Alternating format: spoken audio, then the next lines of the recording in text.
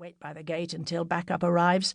I don't want anyone trampling through here before we've got what we need. Then get a statement from the people who found him. Righto, sir. And you might put in another call to the yard and find out where the hell the photographer's got to. We're losing the light, and I want every detail of that scene. I'll get onto it straight away."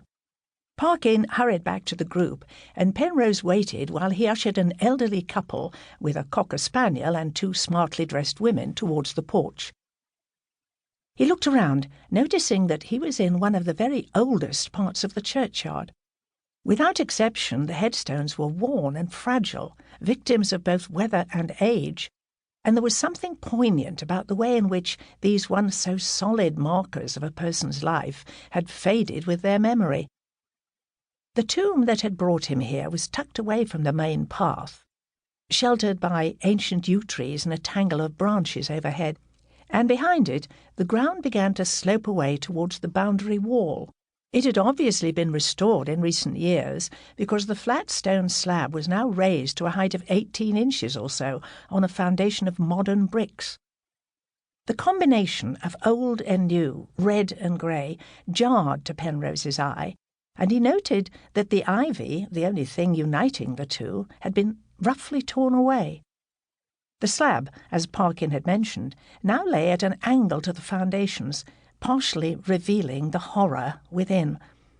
He moved closer and stood silently by the vicar's side, looking down at the flash of grey-blonde hair matted with blood, the clenched fist with its distinctive ring, the fingers scraped almost literally to the bone.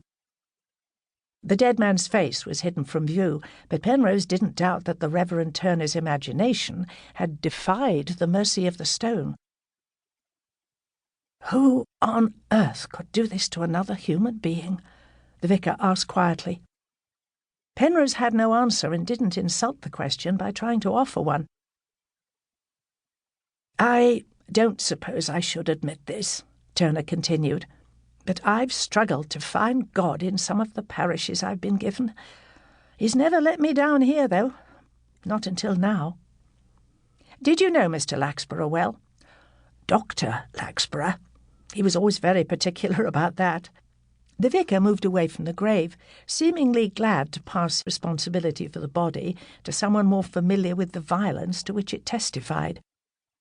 He met Penrose's eyes for the first time. "It's funny. I was just wondering that myself when you arrived." "And what did you decide?" "I suppose I'd have to say that I didn't really know Stephen at all, even though we'd worked together for years. He was a private man, neither easy to warm to nor to take against. In fact, now I think about it, I can't remember a single conversation in all that time that wasn't in some way connected to our work." "So he'd been here a long time?" "Oh, yes. He was already well established at St John's when I arrived in 32. I gather he settled in Hampstead after the war. The church has an excellent tradition of music going back to Henry Willis, but Stephen was thought to be one of the finest performers we've ever had. He was very well respected." "But not liked," Penrose thought, reading between the lines. "When did you last see him?" "At evensong on Sunday.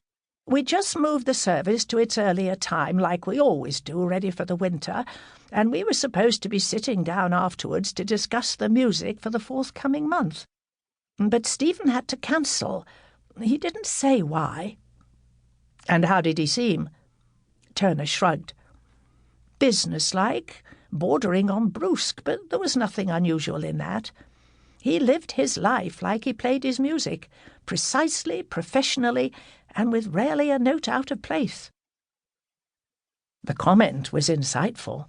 Most people, when asked to describe the victim of a recent murder, were inclined to exaggerate the positive, and Penrose wondered if the vicar's refusal to sentimentalise his opinion of his colleague said more about him or about the deceased. "Was he married?" he asked. "No, he lived alone, except for a housekeeper. She'll be able to tell you more about his life than I can, I expect, and she might be aware of some family. You'll want to tell his next of kin, but I'm afraid I have no idea who that is."